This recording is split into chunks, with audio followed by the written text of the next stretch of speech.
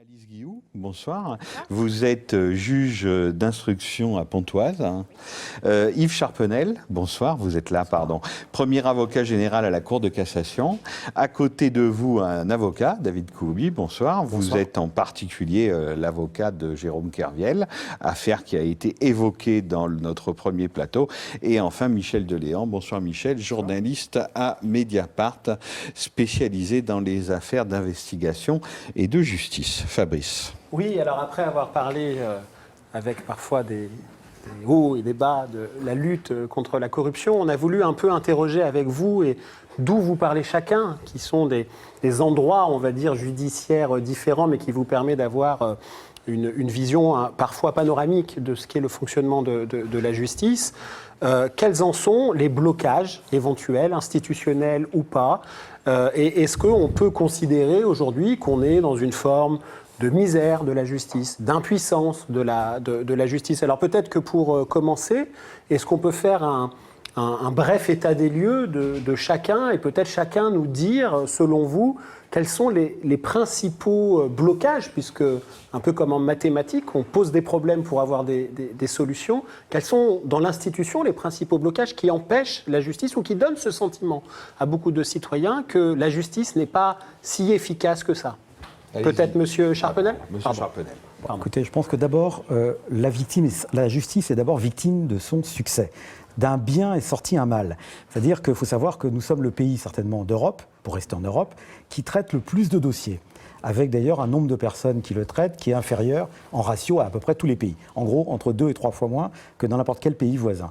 Donc on nous confie des missions, qu'on soit juge débutant ou magistrat à la Cour de cassation à la fin de la carrière, on a toujours plus de dossiers qu'on est capable d'en traiter à fond, comme on peut penser que la justice doit travailler. Et donc ce décalage permanent, mais vraiment permanent, j'ai été juge d'instance, d'instruction, substitut, procureur général, etc.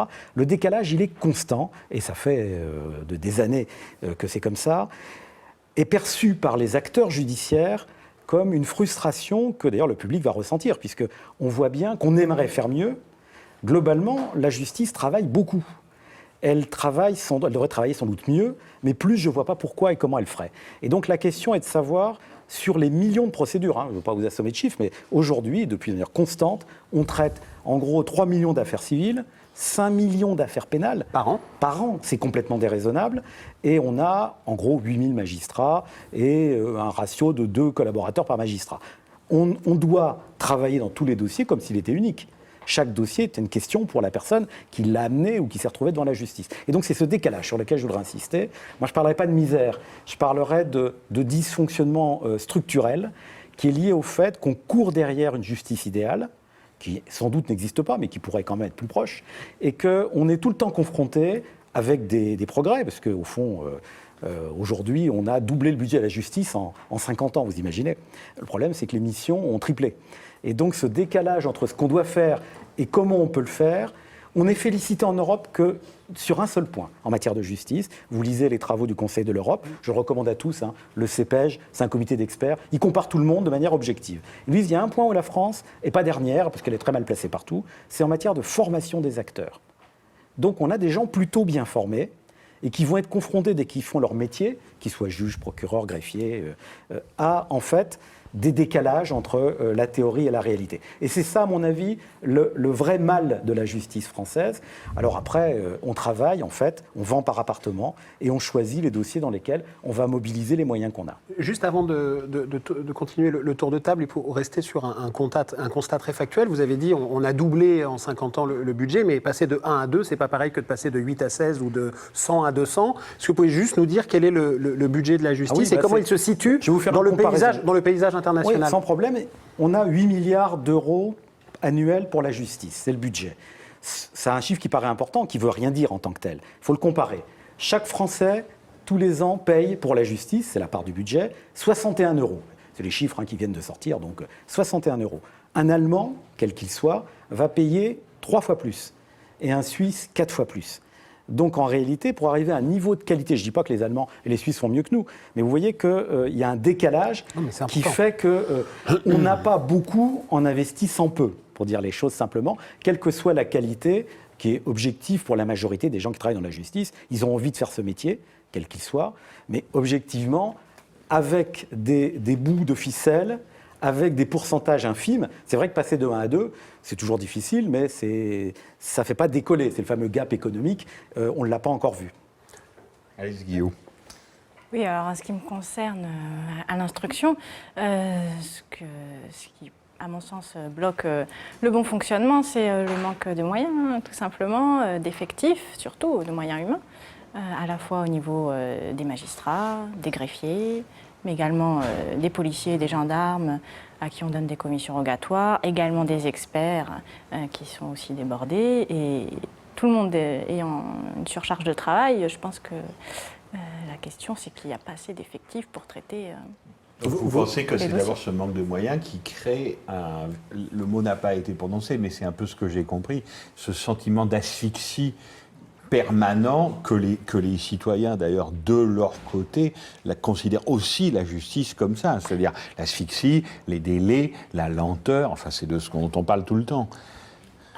Oui, je pense, enfin, en tout cas, en ce qui concerne l'instruction, nous, on traite des dossiers, pour la majorité, qui méritent vraiment d'être traités. On n'est pas asphyxié par trop de demandes de justice, des affaires qui ne mériteraient peut-être pas de passer devant un juge. À l'instruction, les affaires méritent vraiment de passer devant un juge. Vous avez combien de dossiers, vous, à votre cabinet pour qu'on... 132. Vous avez 132 dossiers. Vous Exactement, instruisez ouais. 132 dossiers. C'est ça. À la fois. Et vos journées À la ne font fois, que oui. 24 heures. À la fois. Vos journées ne font que 24 heures, Oui, à vous oui, aussi. oui, tout à d'accord. fait. Mais bon, je pense qu'il y a aussi des collègues qui sont encore plus chargés que moi, peut-être dans d'autres juridictions. Mais c'est vrai que ça semble beaucoup. En même temps, ça ne parle peut-être pas aux auditeurs, mais c'est-à-dire que il suffit de regarder le nombre de jours qu'on travaille par an, hein, on peut difficilement accorder plus de 2 jours par dossier par an. Donc, Plus de 2 jours par dossier par an, de fait, pas plus, mathématiquement. moins. Ouais. Voilà. Ouais. Et à l'École nationale de la magistrature, on vous dit vous allez avoir une centaine de dossiers quand vous êtes juge. On vous dit la biologie d'un être humain qui se trouve être magistrat ne peut pas tolérer plus de temps de dossiers. Est-ce qu'on vous prépare à ça? Est-ce qu'on vous le dit? Ou alors est-ce que quand on débarque comme ça dans l'institution judiciaire, on se prend un camion de 38 tonnes dans le nous, visage? on est très bien préparés à l'École de la magistrature. L'asphyxie, on vous prépare à l'asphyxie. Alors ça, c'est difficile à préparer, mais c'est-à-dire qu'on est au courant de la situation. Et puis, il faut voir aussi qu'on a un passage à l'école, mais on a aussi un passage en juridiction. Pendant une année, on fait un stage, en fait, où on exerce déjà les fonctions. C'est pas juste on regarde, c'est qu'on prend la place du magistrat pour exercer les fonctions. Et ça nous permet de nous rendre compte de la réalité sur le terrain. Donc, après, il n'y a personne qui nous a donné de solution miracle pour traiter autant de dossiers. On essaye de nous dire d'être efficace. On a parfois des injonctions contradictoires entre le fait qu'il ne faut pas trop faire dans la dentelle, c'est-à-dire aller pas trop chercher à poursuivre les investigations de façon indéfinie. Et d'un autre côté, si on ne fait pas suffisamment bien, si on ne pousse pas suffisamment loin, là on va nous reprocher de ne pas avoir fermé telle ou telle porte, de ne pas avoir cherché à résoudre telle ou telle question dans le dossier. Donc il faut essayer de trouver un équilibre, mais en réalité, l'équilibre, on n'arrive pas à le trouver. Puisque, moi, ce que je constate depuis plusieurs années, donc ça fait 4 ans et demi que je suis dans ces fonctions de juge d'instruction, chaque année, on a rentré plus de dossiers qu'on en a sortis. Oui. En tout cas, c'est la situation actuellement au tribunal où je suis. Je ne peux pas vous dire si c'est partout pareil en France, mais là où je suis, on en a toujours rentré plus qu'on en a sorti depuis au moins 4 ans. Donc ça veut dire que la situation s'aggrave, le stock s'accumule, les délais s'allongent. Comme la dette.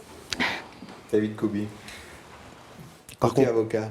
Par comparaison, oui, justement, par comparaison, c'est intéressant par rapport à l'instruction. Dans le cabinet auquel j'appartiens, par exemple, sauf pour ceux d'entre nous qui traitons des dossiers un peu lourds, un avocat qui a un exercice à peu près classique mouvemente en même temps entre 50 et 70 dossiers. Et là, on vient d'entendre 120. 130. Ou 130. Donc on voit une asymétrie qui est manifeste. Alors je vois un peu où pourrait aller notre débat et j'ai un propos liminaire à faire parce qu'il me semble important et je pense que je peux engager sur ce propos nous trois. On a fait des études qui sont longues, qui ont été douloureuses, parfois pénibles, et on l'a fait dans un objectif, et cet objectif, c'est la justice. Et j'ai beaucoup d'amis qui sont des gens qui font le même métier que nous, mais pas exactement du même côté, c'est-à-dire des gens qui sont des juristes, qui travaillent cette chose qu'est le droit, qui est une chose absolument fascinante. Et on a, pour la plupart d'entre nous, un amour pour le droit et pour la justice qui est débordant, dévorant, un peu dingue. Et qui peut impliquer des engagements parfois jusqu'au boutiste pour certains avocats qu'on peut observer. Oui, c'est le cas. Parce qu'on poursuit ça. Et j'ai envie de croire que c'est la même chose au ministère public et que c'est la même chose à l'instruction, parce que quand on en parle entre nous, voilà, on ferait autre chose. Parce qu'on fait des jobs, tous les trois là, qui sommes des représentants de petits bouts de l'appareil judiciaire, qui sont des travails qui sont particulièrement exigeants, particulièrement éprouvants. On vieillit d'ailleurs souvent assez mal. Je l'observe au ministère public d'ailleurs. Non, mais on vieillit plus vite que les autres. Personne n'est concerné. Non, personne n'a vieilli. Mais voilà, donc c'était un propos liminaire qui me semble important parce que tout ce qu'on pourra dire, ou en tout cas ce qui m'engage, ce que je dirais moi, doit être entendu à l'aune de cet amour pour la justice qui est servi. Donc, ce que j'y vois dans la ligne du débat que vous lancez et qui est évidemment passionnant, raison pour laquelle on est venu, c'est une asymétrie entre deux parties, entre un avocat et un juge d'instruction, parce qu'il y a cette volumétrie de dossiers. Un magistrat du siège qui va avoir une vingtaine d'affaires dans la matinée, alors que nous, avocats, nous allons arriver, nous aurons préparé notre dossier sans doute 3-4 jours, si on l'a souhaité, si on était payé pour ça. Une autre asymétrie entre ceux qui peuvent payer et ceux qui ne peuvent pas. Ça, c'est très important, hein, La Fontaine, tout ça. Bon. C'est très important. Ça pose la question des commissions d'office, de l'aide juridictionnelle. Je ne sais pas si vous aurez envie qu'on rentre dans ces sujets, mais parce que quand on parle de la justice, intrinsèquement, on est en train de commettre une erreur, parce qu'il n'y a pas une justice. Il y a la justice de celui qui a les moyens de payer son avocat. Il y a la justice de celui qui n'a pas les moyens. Il y a, sans aller jusqu'à Coluche, il y a la justice de celui qui connaît le juge. Ça, on ne le voit pas. C'est pas ça qu'on voit. Mais en revanche, on est dans une situation assez caractéristique où je nous ressens souvent les uns et les autres un peu comme des funambules qui devons nous adapter à tel magistrat, tel client, telle contrainte économique, telle contrainte de réseau, parce que ça existe, il faudra bien qu'on en parle. Je crois que vous êtes l'endroit, vous êtes une rédaction où on devrait pouvoir parler de ça normalement, parce que c'est en direct, parce que vous n'avez pas d'annonceur, etc., etc. Vous voyez à peu près où je vais. Mais parler d'une justice au sens large, comme ça, me semble une généralité qui ne sert pas les gens qui vous écoutent si vous êtes en train de vouloir les instruire. C'est quand même une difficulté, je crois. Michel, toi qui cultives aussi un amour de la justice. On est aussi cinglés que vous, je vous rassure, et on vieillit encore plus mal. Donc ça, on en est tous la preuve. Quel est le point d'observateur qui est le tien, la vision du blocage? Juste en introduction, pour compléter ce qui a été dit, les 8 milliards d'euros de budget qui peuvent, peut-être pour des gens qui nous regardent, paraître être une somme énorme, c'est moins de 2% du budget de l'État, donc c'est finalement très peu. Et ces 8 milliards d'euros par an sont aspirés presque pour moitié par l'administration pénitentiaire. La prison. La prison, et puis tout ce qui va autour, c'est-à-dire la semi-liberté, les bracelets électroniques, etc. Ce qui veut dire que la justice, au sens où on l'entend communément, récupère la moitié et un petit peu plus de ce budget. Et qu'elle a à faire face, bon, vous l'avez dit mieux que moi, effectivement, à des demandes incessantes. On y reviendra aussi tout à l'heure. C'est-à-dire que les 65 millions de Français, potentiellement, vont un jour aller tirer un juge par la robe pour lui demander de déplacer la clôture du voisin, ou de divorcer plus vite, ou d'empêcher une nuisance sonore, ou dire le gamin d'à côté m'a piqué mon autoradio, ou je ne sais quoi. Et il y a une demande de justice qui est vraiment inextinguible, et bon, qui fait que les frustrations vont en augmentant. Et en dehors du problème de budget et de moyens, qui est un problème fondamental, effectivement, sur les 47 pays étudiés par le Conseil de l'Europe, on n'est pas très très bien placé. On est combien à peu près ? Selon le critère qu'on retient, on est parfois 35e, parfois 30e. Voilà. C'est rarement la glorieux. France. Oui, la grande. Mais il faut dire aussi qu'il y a d'autres blocages institutionnels sur lesquels on reviendra peut-être. Les changements des règles de procédure, tous les ans, la procédure pénale se complexifie, les juges d'instruction ont un petit peu plus encore de choses à démêler, la chambre de l'instruction leur annule des pièces, c'est compliqué. La Cour de cassation aussi, après, examine ce qu'a fait la chambre de l'instruction, tout ça est très complexe. Et, on y reviendra peut-être aussi, le code pénal lui-même est sans cesse remanié, puisqu'à chaque fait divers ou à chaque élection, on a un vaillant député ou un grand ministre qui a envie de laisser son nom sur une loi ou un amendement. Et ça se traduit aussi par des règles du jeu qui changent sans cesse et par un système qui, au bout du compte, est quand même proche de la thrombose. Et est-ce que ce que décrit Michel, je reviens vers vous, Yves Charpenel, n'est pas un phénomène où on a l'impression que la justice est un peu prise entre deux mâchoires, celle d'une complexité, d'une complexification, si vous me permettez l'expression, quasi permanente et en temps direct du code pénal, du code de procédure pénale, quasiment de tranches napolitaines ou de lasagne qui s'ajoutent et ça devient très indigeste, et à la fois un rapport du politique, de droite ou de gauche, ça n'est pas le débat vis-à-vis de la chose judiciaire, qui est une sorte considérée d'outil politique, c'est-à-dire un fait divers, une loi, un événement, une loi. Et à côté de cela, il y a des fonctionnaires, il y a des professions libérales, il y a des observateurs qui voient une institution qui, si elle n'est pas misérable, si elle est parfois bloquée, elle est en tout cas parfois contrainte et empêchée. Oui, alors, sans faire de provocation, si ça tourne quand même globalement, c'est parce que précisément, on se garde bien d'évaluer les différentes réformes nombreuses qui ont lieu. Vous parliez du code pénal. Bon. Code pénal, c'est quand même la Bible de ce qu'on n'a pas le droit de faire dans un pays où on est libre si ce n'est pas interdit. Il y a un peu plus de 15 000 comportements répertoriés. Tout ça pour aboutir chaque année à 700 000 condamnations. Mais ce qui est réconfortant et à la fois troublant, c'est que les juges, eux, sont des pragmatiques, ils sont bien obligés. Il faut qu'ils les traitent, ces dossiers. Et donc, ils utilisent en gros 200 incriminations pour faire leur condamnation. Sur les 15 000. Sur les 15 000. Ça interpelle personne, c'est ça qui est très étonnant. Et on voit bien que toutes ces lois nouvelles ont leur justification. Il y a 3 ans, il y a une loi extraordinaire qui a été votée à l'unanimité. Donc il faut se méfier de ça quand même. C'est une loi qui s'appelle la loi contre le happy slapping. Une mode. Happy slapping. Oui, des gamins qui ont une tablette dans la rue et il y en a un qui donne une paire de claques à un passant pendant que l'autre filme et diffuse sur les réseaux sociaux. Ça voit bien, c'est pas plaisant, surtout quand on prend la paire de claques. Et donc, un député, emporté par l'enthousiasme général, a fait voter cette loi. Bon.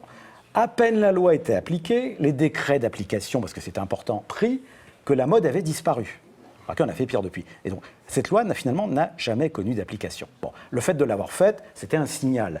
Sauf que ce n'est pas la même chose. Les juges, ils ne travaillent pas sur des signaux. Ils travaillent sur des situations réelles. Bon, on revient aux disproportions, à l'asynchronisme. Un substitut, de base, celui qui fait le travail de première ligne judiciaire, qui récupère les plaintes fondées, pas fondées, qui doit dire c'est fondé ou ça ne l'est pas. Il en traite, lui, en moyenne statistique, tous les ans, il y a 220 jours ouvrables en principe, 3750. Ses collègues européens, ils en traitent 600. Donc, on est très fort, on est bien d'accord, on est extrêmement compétent. Comment voulez-vous être capable de maintenir un niveau de qualité là-dessus? Et donc, le politique, lui, il exige à juste titre qu'on applique ces lois. Bon, il ne s'y intéresse pas toujours très longtemps quand même, mais il les demande. Il n'a pas le temps de demander comment c'est appliqué. Il vaut mieux pas d'ailleurs, parce qu'il serait déçu.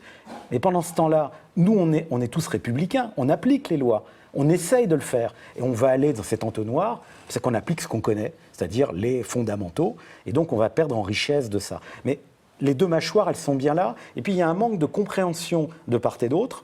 Il y a le soupçon du politique, me semble-t-il, que le juge ne veuille pas appliquer les lois ou qu'il les applique d'une manière étrange. Et puis, il y a la frustration, le découragement, la colère du juge ou du substitut qui dit « mais quand même, vous nous en rajoutez encore ». Et donc on n'appliquera pas. On n'appliquera que si on est obligé. Et ça, c'est pas sain comme phénomène. Alors, c'est pas que français. Simplement, nous, on l'a poussé à un degré, les chiffres le disent, on est imbattable en matière de paradoxe, de décalage entre les objectifs et la réalité. Alice Guillou, vous êtes confrontée à un code pénal et à un code de procédure pénale trop complexe, trop fourni, 15 000 délits, enfin 15 000 comportements délictueux poursuivables. Oui, certainement. Oui, c'est certainement trop complexe et puis trop changeant. On a évidemment un peu de mal à suivre parfois. C'est pas évident quand on a à la fois nos dossiers à traiter de suivre les réformes qui s'enchaînent. Donc ça, c'est au risque de commettre des erreurs, de ne pas appliquer les bons textes, les nouveaux, de continuer à appliquer les anciens. En ce qui concerne les infractions, oui, je pense qu'effectivement, on utilise très peu d'infractions parmi toutes celles qui existent, parce qu'en fait, elles ne servent à rien. Il y a déjà des infractions plus globales qui peuvent permettre de réprimer certains comportements. Et oui, on essaye d'aller au plus simple quand même, la plupart du temps. Quand il s'agit de qualifier des infractions. Après, sur la procédure pénale, effectivement, comme vous le disiez, on nous en rajoute un peu toujours, parce qu'en réalité, c'est sûrement une bonne chose pour essayer d'aboutir à un meilleur procès équitable, puisque c'est souvent cette considération-là qui est en jeu, mais le résultat, c'est qu'il y a de plus en plus de tâches à accomplir, surtout pour nos greffiers, qui se sont vus avoir de plus en plus de choses à notifier et qui passent une grande majorité de leur temps à faire ça, à notifier, alors qu'il n'y a pas eu de moyens augmentés quand il y a eu ces réformes qui leur ont donné plus de tâches à accomplir. C'est ça le problème, c'est que oui, qu'on améliore les règles pour aboutir à un procès plus équitable, c'est très bien, mais il faut qu'on ait les moyens de le faire qui vont avec.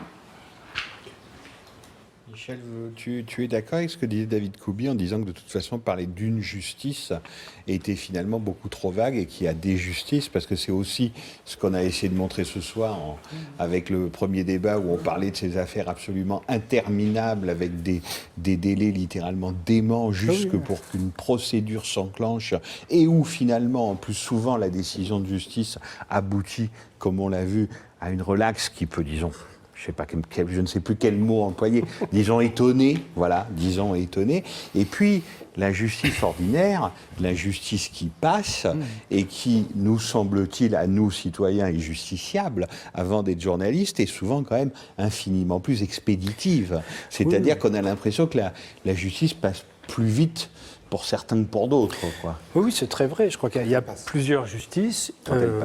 On voit bien que les grandes affaires qui sont médiatisées dans les dossiers politico-financiers, qui sont confiés à des juges d'instruction, c'est l'arbre qui cache la forêt. Il y a 4% des affaires pénales qui sont confiées aux juges d'instruction, donc c'est epsilon. Et c'est celles, si on s'approche d'un politique ou d'une grande entreprise, qui vont durer longtemps. Bon, si c'est de la criminalité organisée, ça peut parfois aller plus vite. Mais en revanche, il y a des circuits beaucoup plus rapides, les circuits des comparutions immédiates, les procédures en temps réel et la justice ordinaire, pour ce qui est de la petite délinquance, bon, c'est une machine à punir plutôt sévèrement et à punir même de plus en plus sévèrement parce que l'air du temps est sécuritaire et que le syndicat des commissaires, les chaînes d'infos en continu, tout ce monde-là fait chauffer le fait divers tous les jours.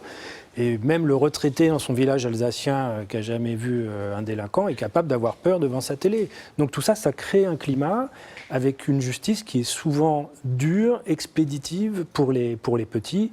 Et donc oui, je souscris au constat, il y a plusieurs justices.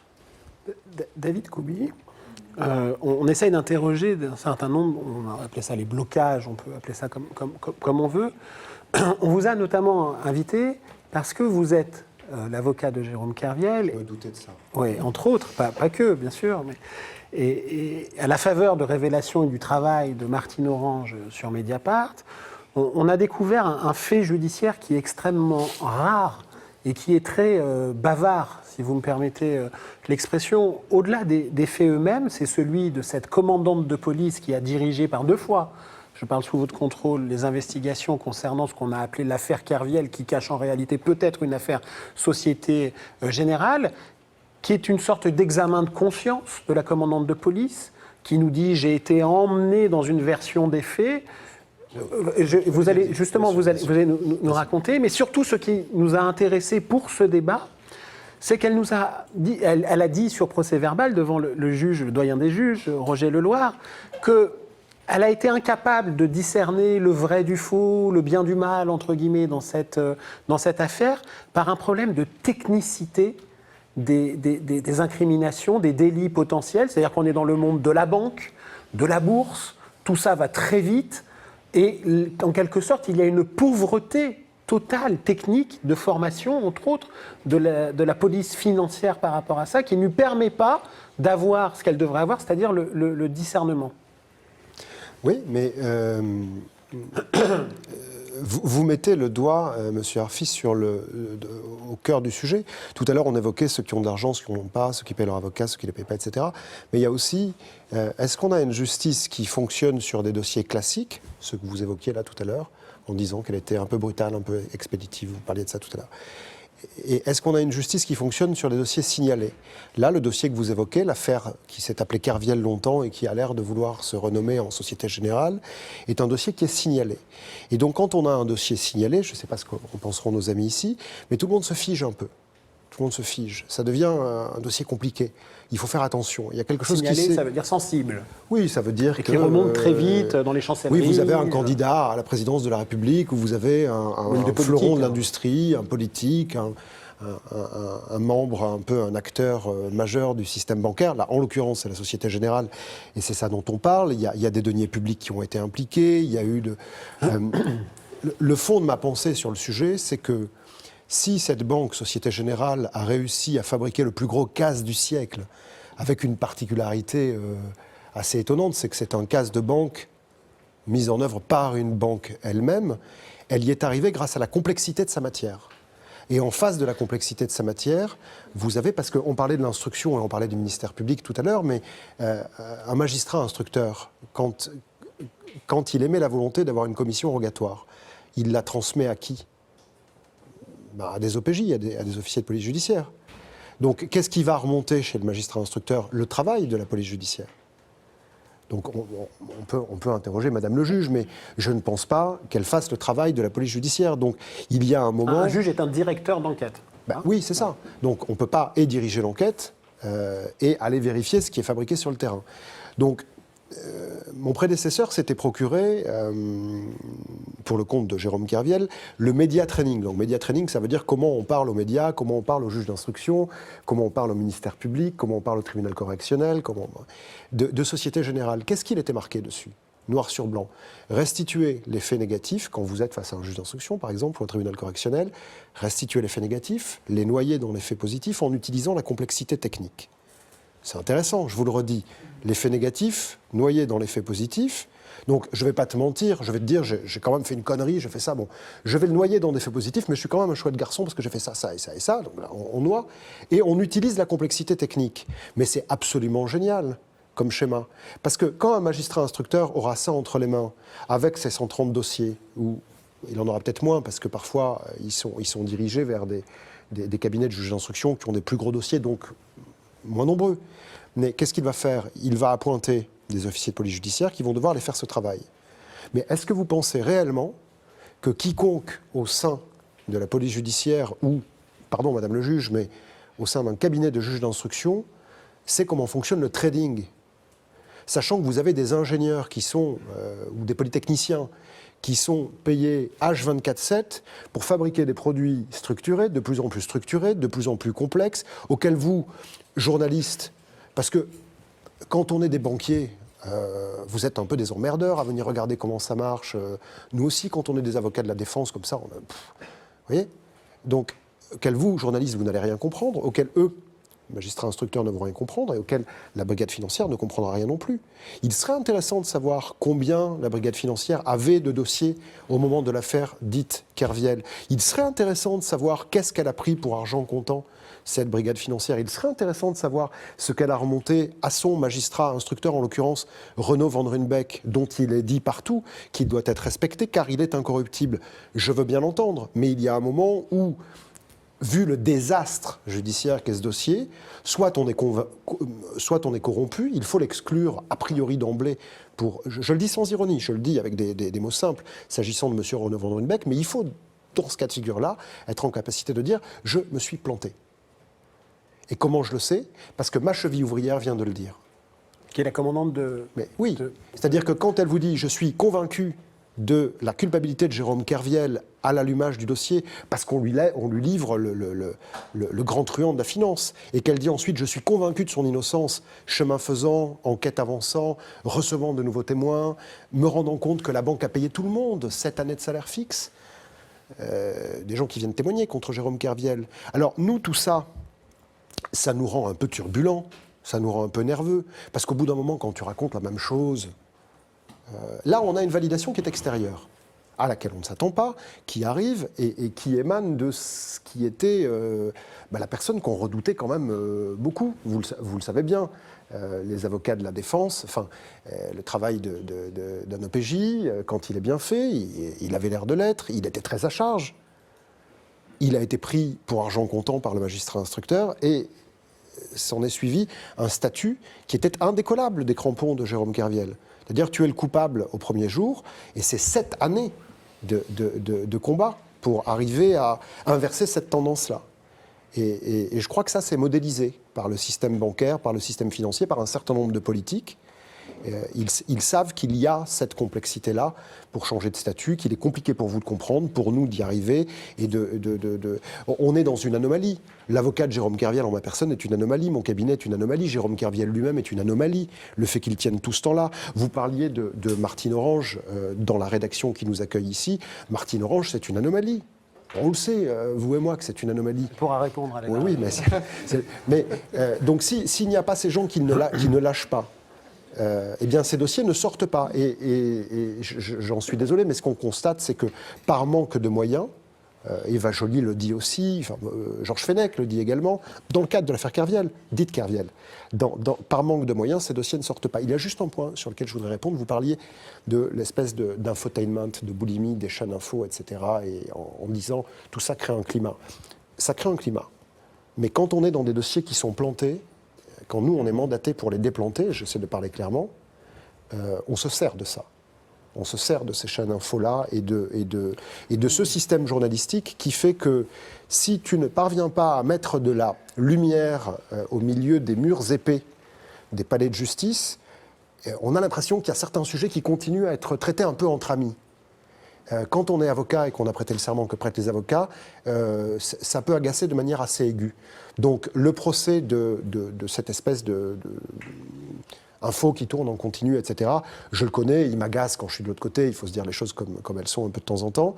Mais en même temps, je crois qu'il faut reconnaître à cette forme de médias, de voix de presse, la capacité de mettre un coup de jus, un coup de pression quand il y a un dysfonctionnement tel que celui que nous vous dites, dénonçons. c'est que face à la justice, le spectacle, avec des guillemets, peut aussi parfois servir des causes qu'on estime bonnes. Non. Ce que je veux vous dire, c'est que quand on n'a pas les moyens de la Société Générale et qu'on ne peut pas payer de la réclame positive, le moyen d'être entendu, c'est d'être au cœur de l'information. Pas ceci de... Voilà. C'est faire du... Non, je n'ai pas dit faire du spectacle, ça c'est vous qui l'avez dit. C'est pour ça que moi, j'ai pensé que j'ai mis une info. C'est pour ça que j'ai mis des guillemets. Oui, mais même. Ce qui est dit là, si on sort d'un cas particulier, on ne va pas demander à des magistrats de commenter des cas particuliers, a fortiori s'ils ne les traitent pas, mais est-ce que Yves Charpenel, vous êtes aujourd'hui dans l'institution suprême en quelque sorte, la Cour de cassation, la plus haute juridiction française comme on dit, vous avez, comme vous l'avez dit tout à l'heure, parcouru beaucoup d'échelons dans l'institution judiciaire, est-ce que ce que vous dites,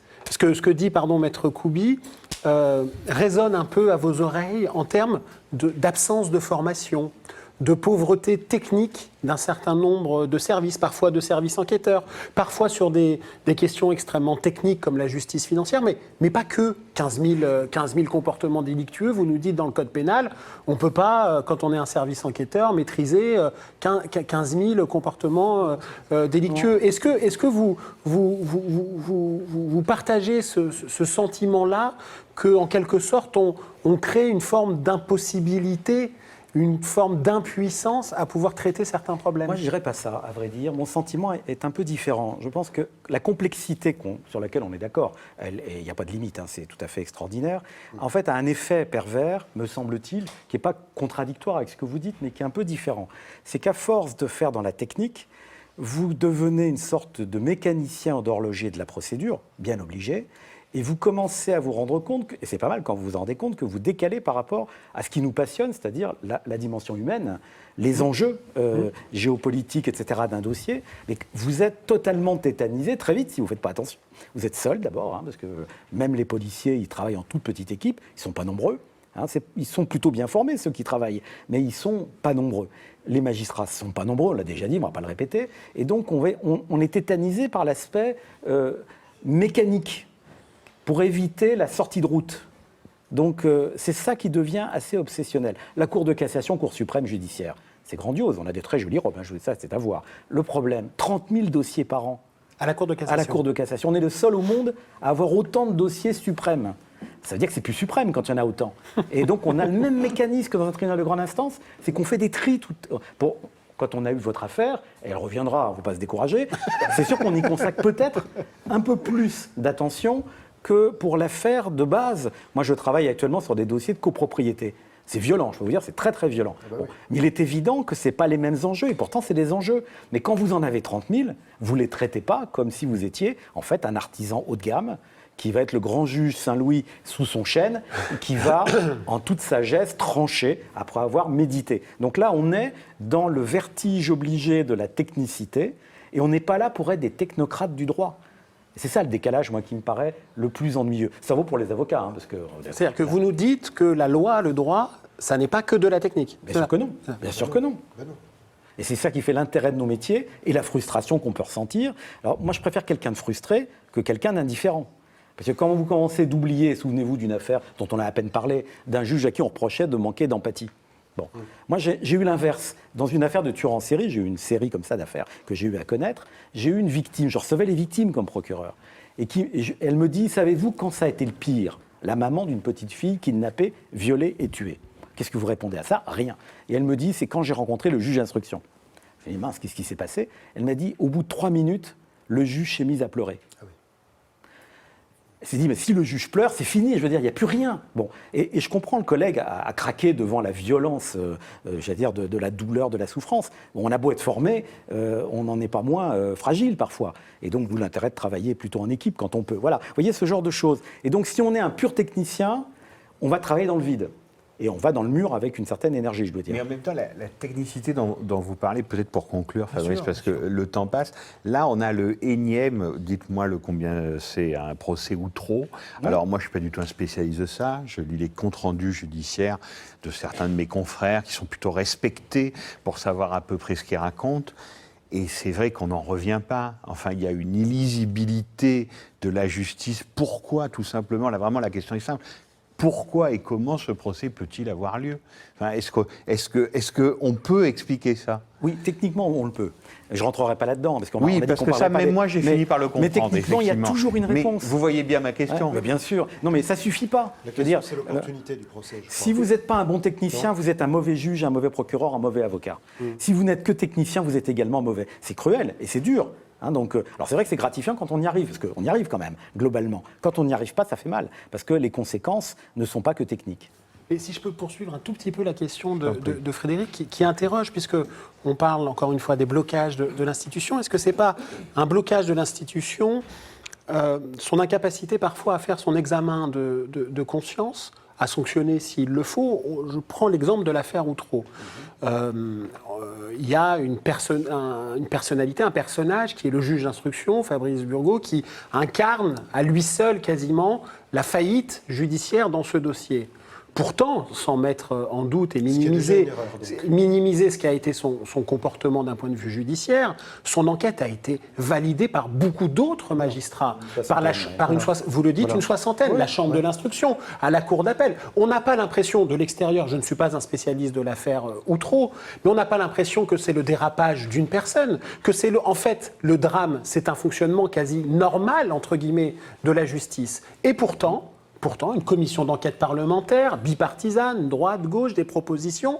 Quel enseignement concret avons-nous tiré de l'affaire d'Outreau? Quasiment aucun dans la réforme judiciaire, si peu. Et aujourd'hui, encore une fois, c'est le spectacle du juge Burgaud qu'on vient voir, ce juge qui, à lui tout seul, incarne la faillite judiciaire. Est-ce que ça n'est pas un problème culturel? J'interroge également la juge d'instruction, cette incapacité à se regarder dans le miroir et de se réformer. Qu'il y ait des problèmes, c'est une chose, de ne pas les régler, c'est plus grave. Et on conclura là-dessus. Et pardon. Oui, je pense que c'est évidemment une qualité essentielle pour un juge d'instruction et pour les autres magistrats de savoir se remettre en question, de savoir remettre en question les a priori qu'on a sur un dossier, et pour les OPJ aussi, puisque c'est la même chose, ils partent avec peut-être une idée en tête, des évidences, et puis il faut arriver à un moment à réussir à se poser et à remettre parfois en question les évidences. C'est pas facile à faire et ça demande encore une fois d'avoir le temps de se poser et de réfléchir, de reprendre l'enquête pour savoir si on n'a pas fait fausse route. Maintenant, je pense que pour les dossiers qui viennent à l'instruction, finalement, c'est peut-être, oui, les plus complexes, les plus graves, mais c'est peut-être là où il y a le moins d'erreurs. Parce que, comme vous le disiez, c'est une infime partie des dossiers qui viennent à l'instruction. Pardon, mais je ne suis pas plus que Fabrice, spécialiste de l'affaire Doutreau, mais forcément, on a beaucoup lu là-dessus. Rien n'était du domaine de l'évidence.